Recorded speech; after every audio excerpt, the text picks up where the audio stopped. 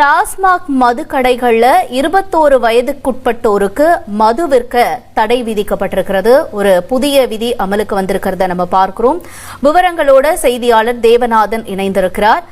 தேவநாதன், வணக்கம். இப்ப 21 வயதுக்குட்பட்டோருக்கு மது விற்க தடை அப்படின்னும் பொழுது அங்க மது வாங்க வருபவர்களை எப்படி சோதிக்கணும்னு சொல்லி ஏதேனும் வழிமுறைகள் வகுத்திருக்காங்களா? என்ன சொல்றாங்க? கண்டிப்பாக.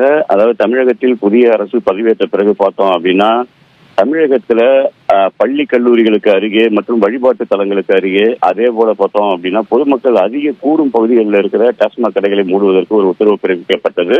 இந்த உத்தரவின் அடிப்படையில கடந்த 2 தினங்கள்ல மற்றும் 300க்கும் மேற்பட்ட கடைகள் மூடப்பட்டிருக்கு. இந்த நிலையில தான் பார்த்தோம் அப்படின்னா தற்போது 21 வயதுக்கு உட்பட்டவர்களுக்கு மதுபானங்கள் விற்பதற்கு தடை விதிக்கப்பட்டிருக்கு. இதற்காக டாஸ்மாக் நிர்வாகம் அந்தந்த டாஸ்மாக் கடைகள் இருக்கிற விற்பனையாளர்களுக்கு ஒரு சுற்றறிக்கை அனுப்பியிருக்காங்க.